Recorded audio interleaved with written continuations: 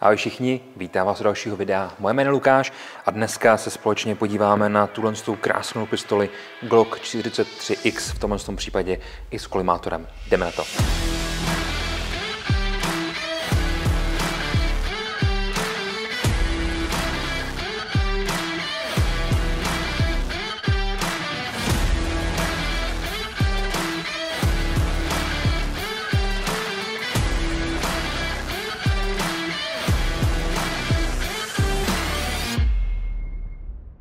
Abychom pochopili ten vývoj té zbraně, měli bychom si říct tak nějak, jak to začalo. První taková příbuzná zbraň, takový první předchůdce byl Glock 42, který vlastně v tomhle případě máme tady takhle pěkně před náma. Mimochodem všechny zbraně jsou samozřejmě v bezpečném stavu, takže se nemusíte tady bát. Nicméně prvním byl Glock 42, který byl v ráži 9x17 Browning. Jaký byly jeho výhody? Byla to vlastně první opravdu taková slimková verze. Nevýhody: relativně malá kapacita zásobníku a relativně špatný grip pro ty, kdo to nebyli na to zvyklí, pro ty, kdo měli vlastně docela velké ruce, tak se jim to mohlo špatně držet, jelikož tady zkrátka 2 cm chybějí. To se řešilo třeba bodkou, nicméně nebylo to úplně ideální. V tom případě přišel Glock 43, který vlastně ve velice podobném těle akorát nabízel ráži 9x19 Luger, což je vlastně předchůdce těch dvou pistolí. No a nakonec se tady ukázal Glock 43X. Pak tady máme ještě 48, která je vlastně stejná, jenom má trošku delší hlaveň, ale tyhle slimkové verze jsou za mě už takovým opravdu téměř vrcholným dílem, co tady Glock předvedl. Proč? Jsou velice lehký, velice dobře se skrývají a sednou do ruky velice podobně jako zbytek zbraní. Jasně, jsou to slimkové verze, tedy subkompakt slim, takže nejenom, že jsou malý, ale mají úzkou pažbičku, úzkou rukojeť, což trošičku nám mění vlastně ten úchop. Nicméně díky tomu, že je prodloužená, tak už tady není takový ten neduch s tím, že vám tam zkrátka blejou 1 až 2 prsty dole a ten úchop je velice příjemný.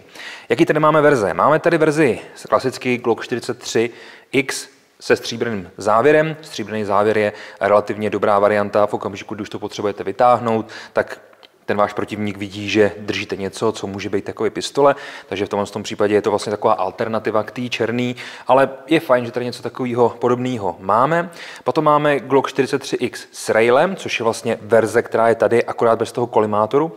A potom máme Glock 43X s railem a s MOS, to znamená s možností umístění kolimátoru. A vy si to můžete buď to koupit samotný, čistý, anebo už s tím RMS Shield, s tím kolimátorem, který tady vlastně na tom máme.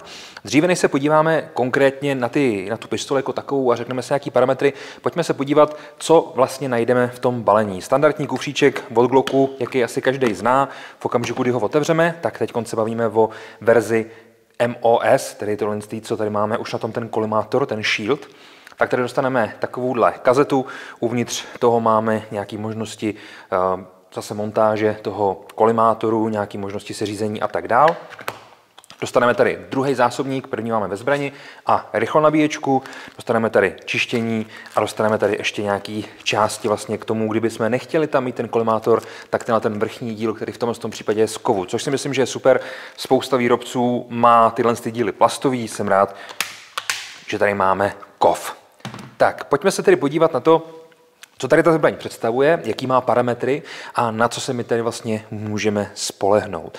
Zbraň zapadá do generace 5, to znamená, máme tady podobné prvky, podobné úpravy, jako má 5. generace třeba 17. Konkrétně potom je to povrchová úprava toho závěru, jsou to přední serace a jsou to ovládací prvky, které jsou tady maličko poštelované. Jakým způsobem ta zbraň se dá využívat? Samozřejmě, už jak se na to podíváte, vidíte, že to je velice, velice malá zbraň, takže nějaký služební použití tady moc nepřichází v úvahu, ale sebeobrana, každodenní nošení, podobné věci za mě úplně v pohodě. Pojďme si říct parametry, protože to je určitě to, co nás tady bude zajímat. Pořizovací hodnota téhle zbraně, konkrétně tohohle z toho modelu, je 27 500. Teď konkrétně v tuhle chvíli samozřejmě bude se to nejspíš vyvíjet dál, jelikož ty ceny těch zbraní nám rostou. Proč je to takhle drahý? Ono vlastně samotná ta 43 je o nějakých zhruba 10 000 levnější. Jde o to, že tady máme vlastně už na to připevněný ten shield, ten kolimátor, který sám o sobě stojí nějakých snad 12 000, něco podobného. Taky si řekneme, co to je vlastně zač, až si budeme popisovat části té zbraně. Pořizovací cena tedy 27 500. Pokud nás zajímají rozměry, tak celková délka je 154 mm, tedy něco přes 15 cm, což je za mě úplně super na ten úchop a na to nošení. Výška zbraně je 128 mm a šířka je potom nějakých 28 mm. Takže jak je vidět, opravdu slimková verze a máme tady potom kapacitu tedy 10 nábojů a hmotnost někde kolem nějakých 465 gramů s délkou hlavně 3,4 palce. Takže to vlastně jsou takový ty základní parametry, kterými o tom potřebujeme vědět, dříve než se vrhneme na něco dalšího. Mimochodem za chvíličku si ukážeme ještě rozborku, která je tady velice jednoduchá, je to Glock, všechno je vlastně úplně stejný. Když si budeme chtít popsat tu zbraň, máme tady závěr, který je pochopitelně z kovu, má přední i zadní srace, takže jakákoliv manipulace, na jakou se zvyklí, je tady samozřejmě možná. Můžete to samozřejmě na prasáka tahat i za ten kolimátor, to už potom záleží na vás. Nicméně líbí se mi, že ta operativa, že ta manipulace s tím je relativně dost jednoduchá.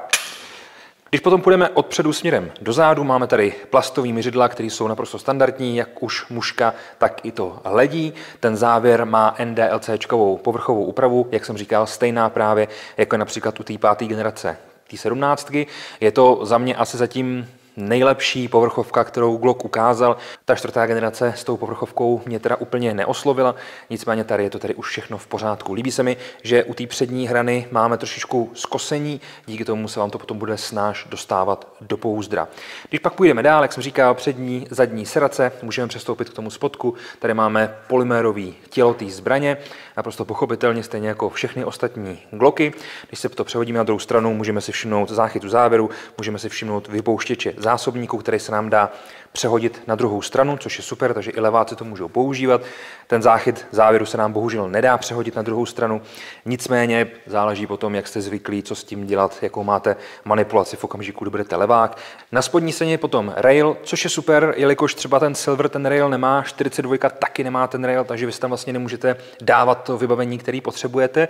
V tomhle případě tam úplně skvěle sedí TLR7 SAP od společnosti Streamline. Ta tam se opravdu ušitá, je trošičku delší, ale je to plnohodnotná svítilna, není to žádná taková ta slim verze.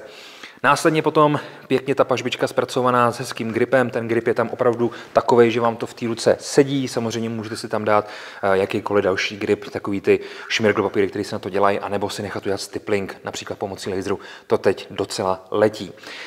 Lučík spouště standardní, pěkný, velký, aby se mi tam vyšla ruka i v rukavici, nebo prst i v rukavici, a spoušť tak, jak jsme na ní zvyklí. Na tom vlastně není úplně nic novýho. Máme tady i stejné bezpečnostní prvky, takže máme tady, jak je vidět, pojistku spouště, tedy takový ten dvojitý jazyček, následně uvnitř máme blokaci zápalníku a pádovou pojistku. To jsou takové standardní věci, které u těch Glocků nalezneme. Není tady žádná manuální pojistka, což je za mě super, jelikož vám ten mozek může vypnout jednu z dalších věcí při té sebeobraně, na kterou třeba můžete zapomenout nebo s kterou může být nějaký problém. Co se týče toho kolimátoru, říkal jsem si, že k němu něco řekneme. Ten kolimátor, když se na něj podíváte, zjistíte, že nemá žádnou možnost zesílení, zeslabení, zapnutí, vypnutí, nic takového. Uvnitř je baterie, ta baterie nám vydrží svítit 22 000 hodin, což je asi 2,5 roku v kuse. Myslím si, že to je úplně dostatečný, ta výměna je potom relativně snadná, zároveň se to samo stmívá, je tam čidlo, takže v okamžiku, kdy s tím budete mířit a bude opravdu hodně světla, tak vám to svítí hodně. V okamžiku, kdy přesto dám ruku, tak se mi to samo zeslabí na relativně malinkou tečku. Mimochodem jsou tam 4 MOA, ta tečka má 4 MOA, což je taky dobrý vědět. No, pojďme se podívat na tu rozborku. Ve zbrani nemáme zásobník, zkontrolujeme si to, víme, že je zbraň v bezpečném stavu. Teď jenom tady stáhnu vepředu ten závěr trošku dozadu, stáhnu si tady ten záchyt a můžu to takhle vytáhnout.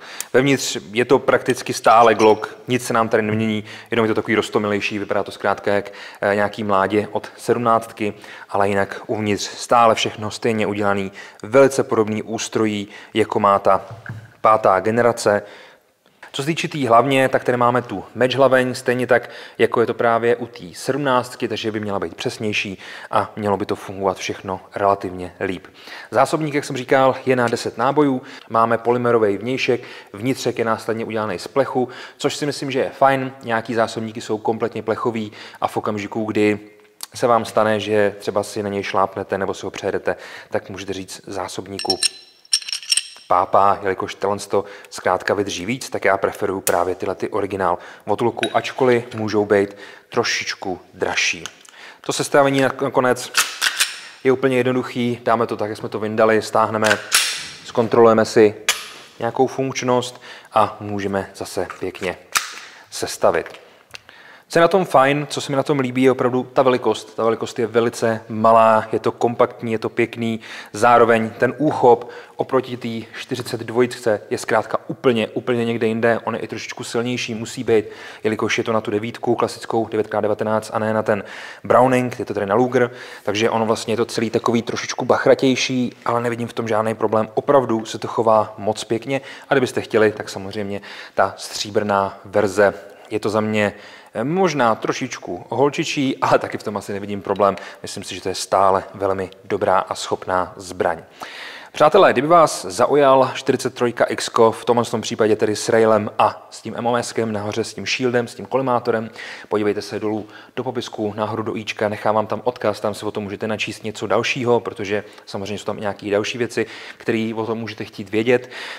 Určitě si na to uděláme video, kde to budeme zkoušet, kde z toho budeme střílet, abychom věděli, jak ta relativně nízká hmotnost s tou relativně krátkou hlavní se vlastně chová při tom výstřelu, protože je to samozřejmě úplně něco jiného, než je ta 17. 17 je velká, těžší, delší hlaveň, větší závěr, větší hmotnost, takže ta, můžu říct, asi celkem dost ostrá 9 při tom výstřelu, samozřejmě záleží, čím střílíte, tak se má kam rozložit ta její zpětná energie. Tady je to trošku ostřejší a člověk se na to musí zvyknout. To samozřejmě není důvod si ji nekoupit, myslím si stále, že to je velice dobrá alternativa na nošení pro lidi, kteří nejsou schopni na sobě schovat 17. Já třeba nosím 17 a když na to mám prodloužený zásobník, svítilnu a nahoře kolimátor, tak to na sobě stále zvládnu skrýt. Především nosím rád košile, které tomu hodně pomáhají. No, přátelé, to bude asi pro dnešek všechno. Já vám moc děkuji za pozornost, mějte se krásně. To byl Glock 43X s railem, předníma sedacema a už integrovaným kolimátorem na kanále Permy Shopu. Tak někdy příště. Ahoj.